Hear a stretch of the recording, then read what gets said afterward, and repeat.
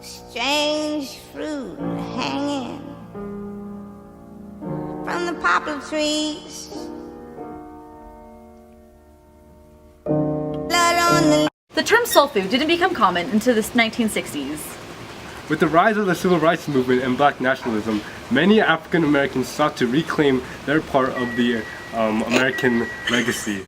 Today we see that many different words such as soul sisters and soul brothers are very common when talking about African American legacy. So it's only natural that we use words such as soul food to describe recipes used by the African Americans.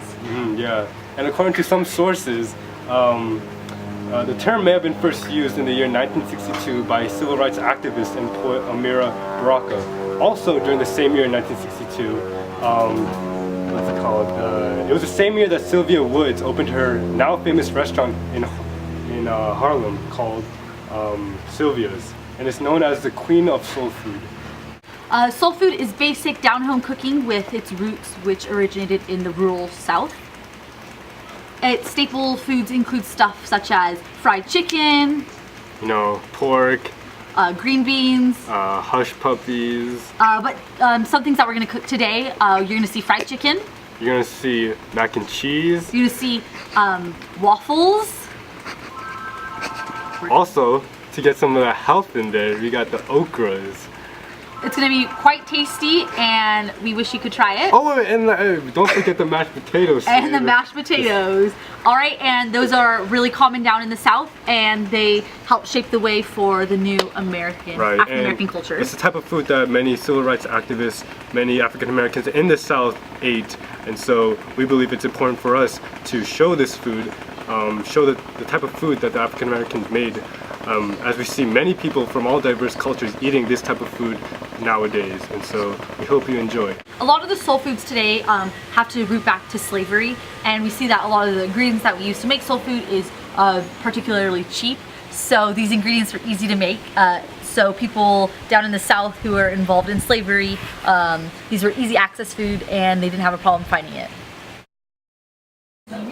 Hello, today we're making fried chicken. I'm Daniel and this is Say. Do you know why African Americans cook fried chicken? Well, here's the origin. When in the 1730s, African American women were typically selling poultry and things by stands, and that's why chicken became so popular to them, because they were always with it every day selling it. Alright, so basically to start off, we take the chicken and then we dip it in the breadcrumbs. Yeah, and we just roll it around and try to get as many as we can on there. Gather it around. Just like that. And then we put it in the rack, and then we keep repeating the process until it's ready to cook. Here, let's do one more. That's the spirit. Just like that. Easy peasy. And that's it. To get more added flavor, we can add parsley flakes and black pepper to the mix. Fried chicken usually, it could be originated from when the 18th and 19th century, a large production of hogs became popular, so that means lard and everything else that came from hogs were less expensive. So that gave African Americans a source of inexpensive food while they were slaves, and that's why many African Americans fried food in lard, and that's how fried chicken originated. Now this is ready to go into the fryer. So mashed potatoes is a very common food in the South, especially during the 1960s. It was something that was used as leftovers. Right. And with that, mushy, soft texture of the mashed potatoes went very well with the fried chicken.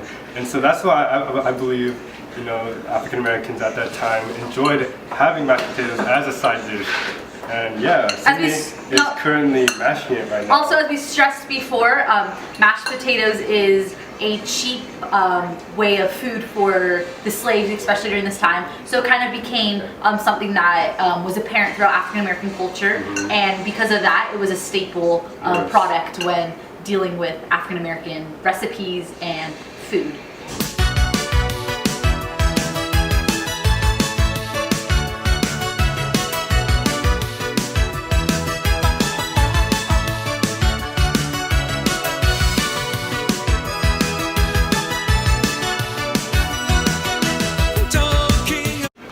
Right here you add a little bit of pepper to get that Flavor. Get a little that tangy flavor. Tangy? Or spice? Mom, do you really help your mom cook? Sometimes. So that's a no. And voila, this is mashed potatoes, 1960s edition. Our next dish consists of okra. Okra is very expensive.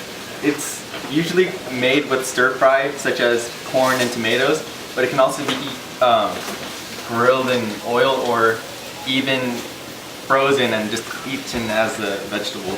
Hey Daniel, doesn't this kind of look like a jalapeno to you? Yeah, it does. Funny. You know how okra spread?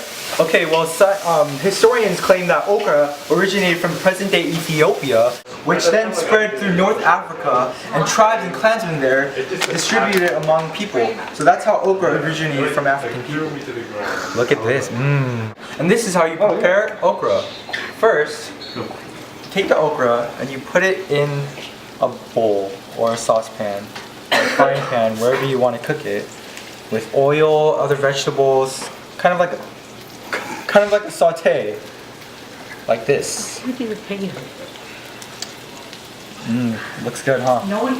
And that's how you prepare okra. We shall overcome one day. Because African Americans in the South rarely had the opportunity to eat chicken and were more familiar with flapjacks or pancakes than with waffles, they considered the dish a delicacy for decades. It remained a special occasion for many African American families. So what you want to do is just apply the waffle to the toaster and press toast. The next food we made is macaroni and cheese. Nom. Yes. Just look how beautiful this is saying. First off, macaroni and cheese plays a big part in soul food because we see it a lot in southern type of restaurants, right? As it accompanies our fried chicken, our mashed potatoes, Mac and cheese. Yeah, right. So, how did we make this thing? Well, first you need 6 cups of water. Put it in a pot. Boil it for about 6 to 10 minutes, and while it's boiling you add the pasta in, stir it for 10 minutes, and after 10 minutes you drain the water and then add the sauce and make sure to stir well.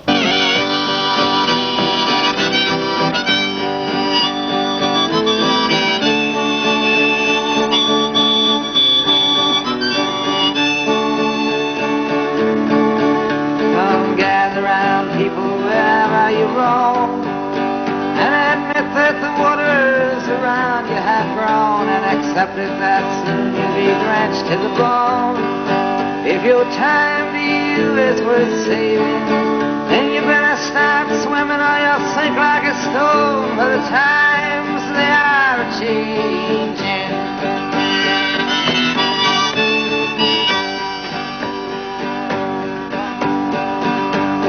Writers and critics, you prophesize with your pen, and keep your eyes wide, the chance won't come again. And don't speak too soon, for the wheel's still in spin, and there's no telling who that it's naming. For the loser now will be later to win, for the times they are changing. Some senators, congressmen, please heed the call. Don't stand in the doorway, don't block up the hall, for he that gets hurt will be he who has stalled. For the battle outside raging will soon shake your windows and rattle your walls, for the times they are changing. Our mothers and fathers throughout the land, and don't criticize what you can't understand. Your sons and your daughters are beyond your command. Your old road is rapidly aging. Please get out of the new one if you can't lend your hand, for the times they are changing. That was good, Nom. Wow, it's so good. Like, can't believe we finished that very quickly. So, Sang, could you explain to me, how, where did macaroni and cheese like originate from? Well, historians say macaroni and cheese dated back to ancient Italian times during the 13th century, where it was a common household recipe. So it was delicious and it spread throughout Europe, and many people liked it. And what made it so popular in the U.S., well, immigrants probably brought it, and shared it with their American American neighbors. Yeah. And one interesting fact is that in 1802, Thomas Jefferson brought back macaroni and cheese after his visit to Italy, so that may have made macaroni more popular. Yeah, and also like it kind of evolutionized, in a sense, where many places in Europe you find macaroni and cheese served with like butter and oil, but it kind of in America, we have it with cheese, like cheddar cheese. It's And like so, instant food now, yeah. since it's so And good. so since it became popular in America, like obviously as time flies on, you come down to the South, and the Southern people would use that and implement that in their dishes, in their culinary lifestyles. So this is how we have presented mac and cheese to you, and we hope you in the future try this as well. Yeah. Very delicious. Very delicious. So soul food has impacted our nation for many years, and right now we see so many restaurants embodying what the type of soul food that was served during the civil rights movement. So Daniel, can you please tell me about some restaurants like this? Yeah, one of them would have to be a favorite, which is Lucille's.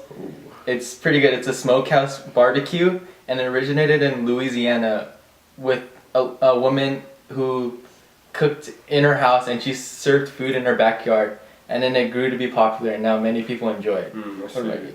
Also, there was one restaurant known as Pastel's, and during the civil rights movement, many of the black activists, including Martin Luther King Jr., would go to this restaurant. Now, at first, they would ask for a cup of coffee, but the white waiters, would not give it to him, and so they would have a little sit-in movement in that restaurant, and so that was a very symbolic time. Also, the type of food that we prepared for you guys today was also served in that restaurant as well, and yeah, that's a very key restaurant. Another key restaurant would have to be Roscoe's. Roscoe. It's a house that serves chicken and waffles, and it's a fan favorite. Oh, and last but not least, Sylvia's, which is known as the queen of soul food. There's all the type of soul food that you could ever imagine: fried chicken, hush puppies, mashed potatoes, mac and cheese, etc., etc. Aren't those the things we made today? Yes, that is. Oh. I love you. Okay, so as you can see, these are all very popular cuisine for African Americans. We have mashed potatoes, waffles, brown rice, fried chicken, and Okra stir fry. So as you can see, these are all very popular food cuisines in the 1960s, and they're also very popular in present day culture, and we can see that African American culture and the whole ambiance of it lives throughout all these years. A medley of cultural influences from around the world has helped make Southern food what it is today. At its core, Southern food is rooted in local and imported ingredients, necessity and frugality. It all began in Africa and Scotland. Fried chicken. The Scots had a tradition of deep fried chicken and fat. Scottish immigrants came to the South where African slaves had already introduced a tradition of frying food. Over time, deep frying became a common way of cooking chicken and other food. African ingredients like okra, as you've seen earlier, and mashed potatoes, they are a staple of the Southern diet. Other highly used crops include pecans and peanuts, sweet potatoes, and peaches. We see in the region, the lakes, rivers, tidal pools, and oceans served the oysters, shrimp, crawfish, crab, and the Mississippi catfish. Local game included opossum, rabbit, and squirrel. The main ingredients at the Brunswick stew, which is a famous place, which historians say was very popular in Virginia and Georgia. Prior to Civil War, most Southerners were subsistence farmers who lived in the land. Pork and chicken, not cattle, were typically raised. Farmers outside needed a lot of calories to get through the day before they indulged in a big breakfast and suppers. That's why you see so much range of foods inside Southern culture. Louisiana is where French and Spanish cuisines married local immigrants to create a completely unique cuisine which they've never seen before. Native Americans have long used filet powder, which is this powder that's found in leaves and a thickening ingredient, and it's regularly very thick and used in Cajun cooking.